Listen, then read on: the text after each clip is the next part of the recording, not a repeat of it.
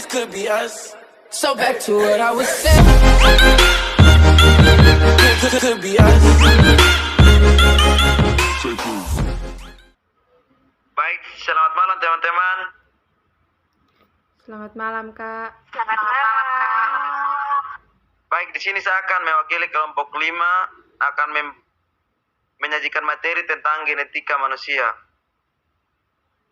Yang pertama, kata genetika. Pada dasarnya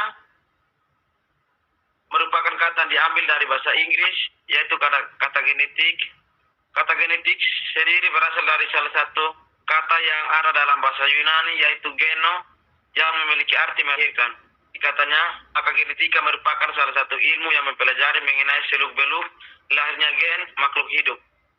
Jika diartikan secara lengkap, pengertian genetika adalah sebuah cabang ilmu biologi yang terfokus pada bidang pewarisan sifat yang terjadi pada makhluk hidup, seperti tumbuhan, hewan, dan manusia, maupun suborganisme makhluk hidup, yaitu virus dan prion.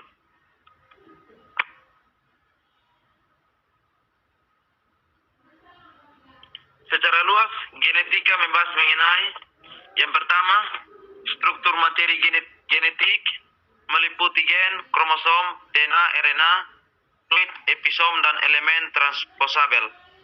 Yang kedua, reproduksi materi genetik meliputi reproduksi sel, replikasi DNA, dan lainnya. Yang ketiga, kerja materi genetik meliputi ruang lingkup materi genetik, transkripsi, kode genetik, dan lainnya. Yang berikut, perubahan genetik meliputi mutasi, rekombinasi. Yang berikut, genetik dalam populasi. Yang terakhir, perakayasan materi genetik. Yang berikut, dasar-dasar atau pewarisan sifat. Seseorang biarawan dari Austria bernama Gregor Johann Mendel menjelang akhir abad ke-19 melakukan serangkaian percobaan persilangan pada kacang ercis atau Pisum sativum. Dalam percobaan yang dilakukannya selama bertahun-tahun tersebut, Mendel berhasil menemukan prinsip pewarisan sifat yang kemudian menjadi landasan utama bagi perkembangan genetik sebagai suatu cabang ilmu pengetahuan. Berkat karya ilmiahnya, Mendel diakui sebagai bapak genetika. Alasan Mendel memilih kacang ercis sebagai bahan percobaan adalah: yang pertama, memiliki pasangan sifat beda yang mencolok.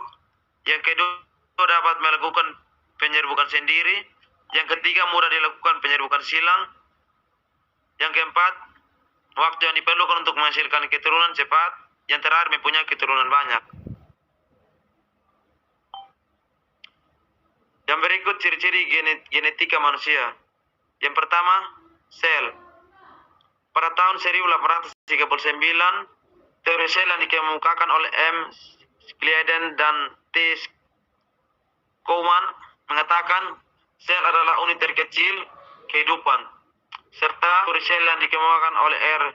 Virchow pada tahun 1899 mengatakan sel berasal dari sel, yang artinya setiap sel berasal dari sel sebelumnya yang mengalami pembelahan. Weismann pada tahun 1887 mengemukakan bahwa sel terdapat dua macam plasma di dalamnya, yaitu plasma beni atau germplasma dan plasma tubuh atau somatoplasma.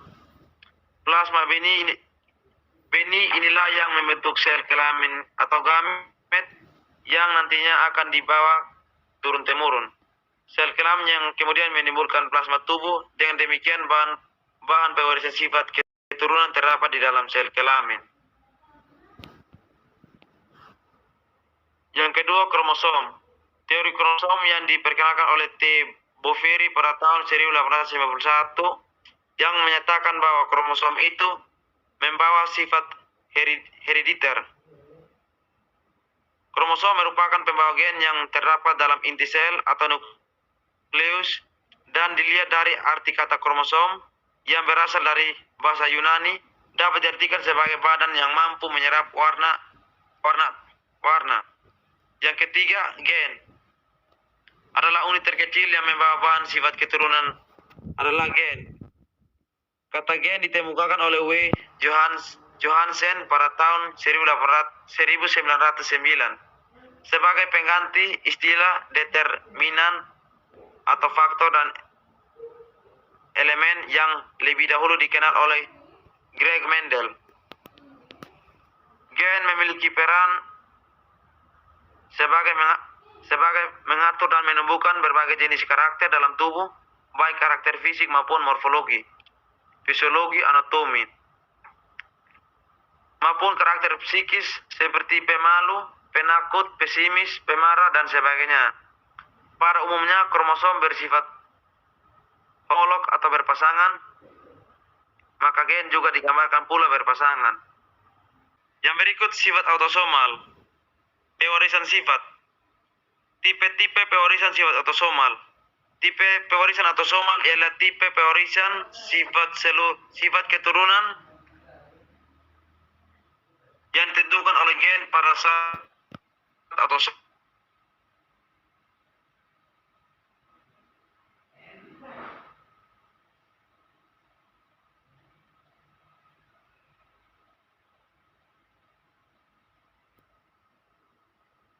Sehingga dapat dijumpai pada jantan maupun betina karena keduanya mempunyai autosom yang sama.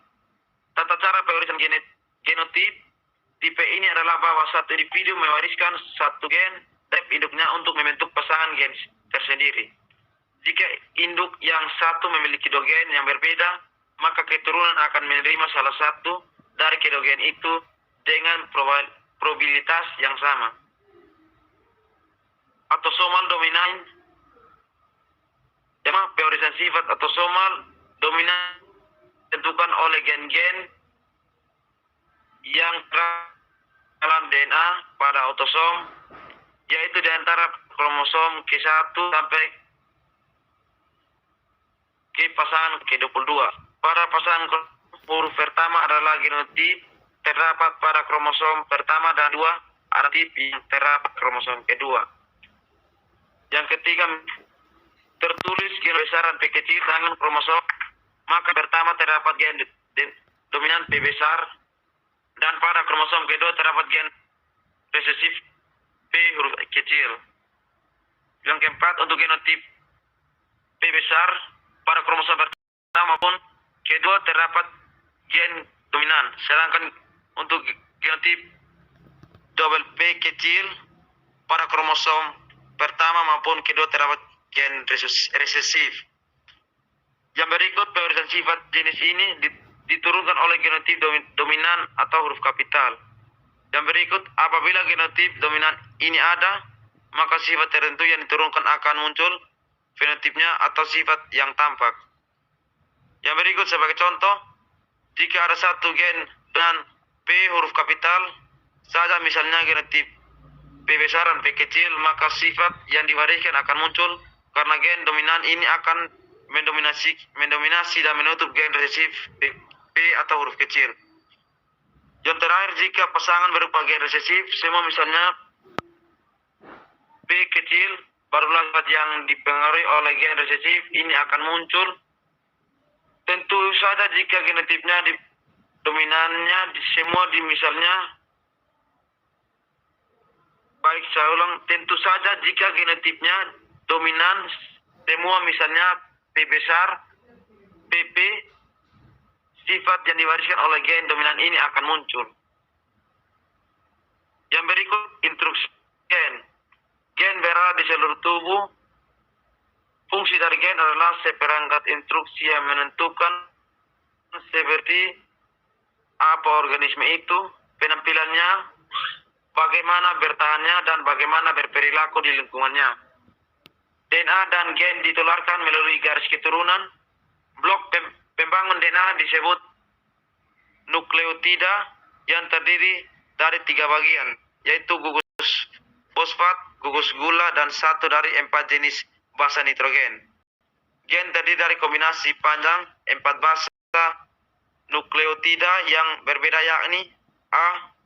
adenine, C. sitosin, G. guanin, dan T. timin. Yang berikut cara kerja gen. Setiap gen memiliki pekerjaan khusus yang harus dilakukan. DNA dalam gen mengerjakan instruksi tertentu untuk membuat protein dalam sel. Protein adalah blok bangunan untuk segala sesuatu dalam tubuh Anda. Tulang dan gigi, rambut dan telinga, otot dan darah, semuanya terdiri dari protein.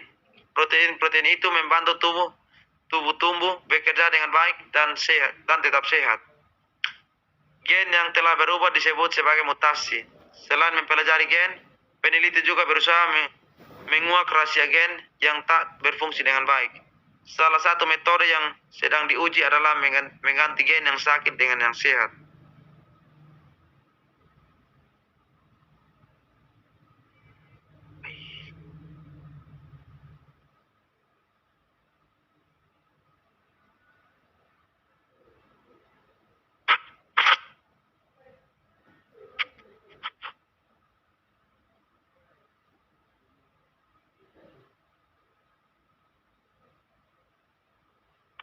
Berikut penurunan rantai seks dominan dan reses. Yang pertama dalam genetika. Dominan adalah fenomena suatu varian atau alel gen pada kromosom yang menutupi atau mengesampingkan efek varian yang berbeda dari gen yang sama pada salinan lain kromosom. Varian pertama disebut dominan dan resesif kedua. Keadaan memiliki dua varian yang berbeda dari gen yang sama pada setiap kromosom pada awalnya disebabkan oleh mutasi pada salah satu gen, baik yang baru atau de novo atau yang diturunkan. Yang kedua resesif. Gen yang dikatakan resesif apabila pasangan dengan gen lain yang dominan ia akan menutupi sifatnya atau tidak muncul.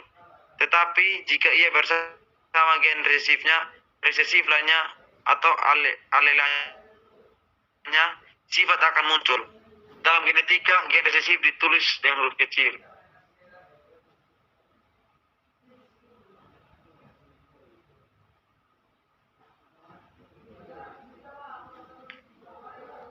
Yang berikut menentukan jenis kelamin. Jenis kelamin suatu organisme ditentukan oleh beberapa faktor. Di antaranya faktor genetik dan faktor lingkungan. Faktor genetik merupakan faktor yang memiliki peran utama dalam penentuan jenis kelamin suatu organisme. Ini karena faktor genetik ditentukan oleh materi genetik yang ada di dalamnya kromosom, khususnya kromosom kelamin atau gonosom. Sementara itu faktor lingkungan yang mempengaruhi perbedaan jenis kelamin suatu organisme dapat berasal dari lingkungan internal sel maupun lingkungan eksternal sel. Yang berikut Potensi X pertama kali ditemukan oleh seorang genetikawan asal Amerika Serikat yang bernama Thomas Hunt Morgan. Potensi X menyebabkan suatu sifat warisan hanya muncul pada jenis kelamin tertentu, tergantung pada di mana gen-gen itu terpaut atau terikat. Potensi X dapat terjadi pada hampir semua organisme termasuk manusia dan hewan.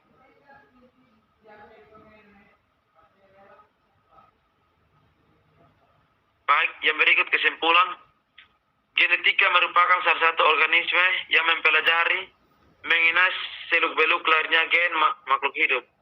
Jika diartikan secara lengkap, pengertian genetika adalah sebuah cabang ilmu biologi yang terfokus pada bidang pewarisan sifat yang terjadi pada organisme makhluk hidup, tumbuh-tumbuhan, hewan, dan manusia, maupun suborganisme makhluk hidup yaitu virus dan prion. Sederhananya, genetika merupakan ilmu yang mempelajari tentang gen dan berbagai macam aspek yang terkait dengannya. Ilmu genetika lahir jauh setelah manusia ada. Namun sebenarnya secara tidak manusia telah menerapkan prinsip-prinsip genetika dalam upaya memenuhi kebutuhan hidupnya. Sebagai contoh, bangsa Mesir dan Sumeria kuno telah berusaha memperbaiki kualitas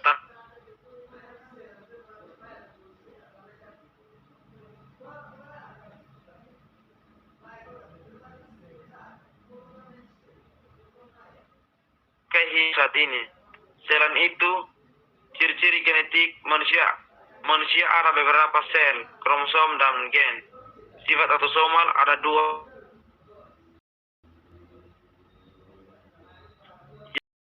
yaitu tipe-tipe persen sifat autosomal dan autosomal dominan.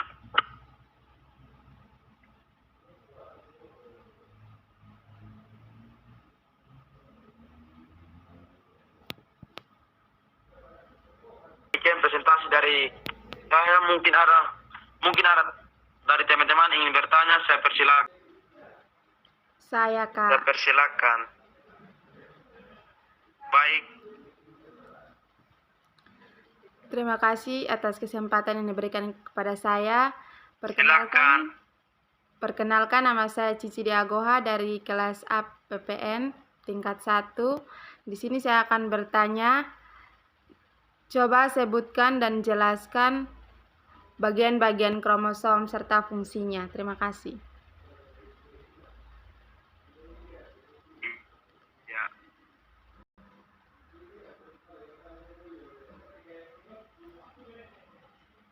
Selamat malam. Malam, Kak. Saya izin bertanya. Ya.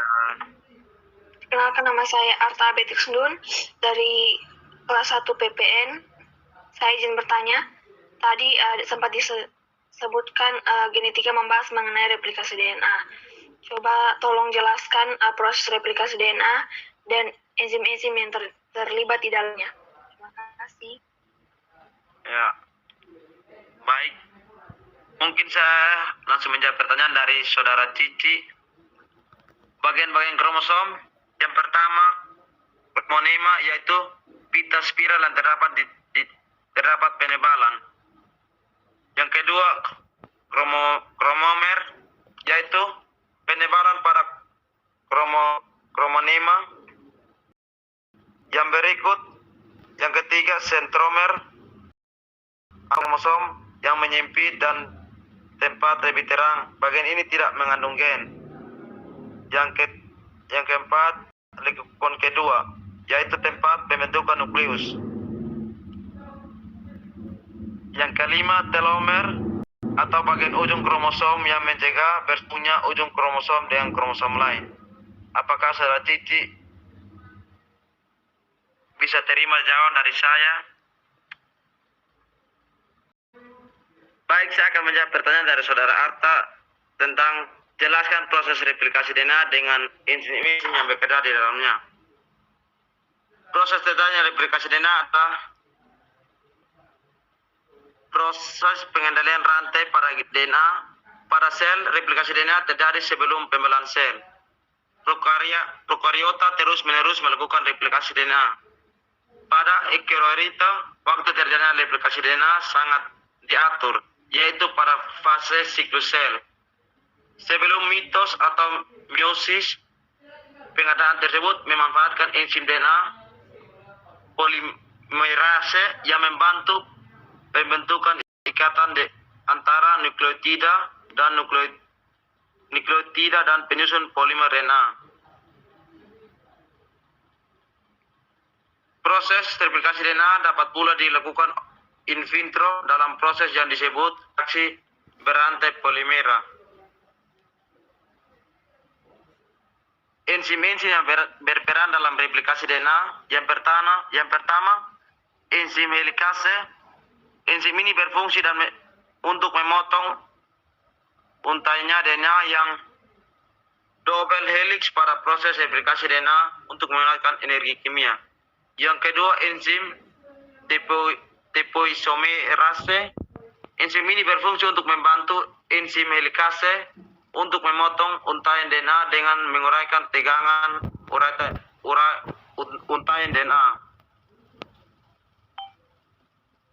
Yang berikut, enzim DNA polimerase. Enzim ini berfungsi untuk memperpanjang untai DNA yang baru saat nukleotida berjejer dengan basa-basa komplementer sepanjang untaian pola cetakan. Yang berikut, enzim ligase. Enzim ini berfungsi untuk melekatkan fragmen-fragmen Okazaki yang terbentuk pada langing strand untuk membentuk satu untaian DNA tunggal. Yang terakhir, enzim prinsip ini memberikan akses pembentukan RNA primer. Apakah saudara Arta bisa menerima jawaban dari saya? Baik, terima kasih atas jawaban yang diberikan oleh kelompok. Saya dapat menerima. Terima kasih. Baik. Mungkin ada mau bertanya lagi?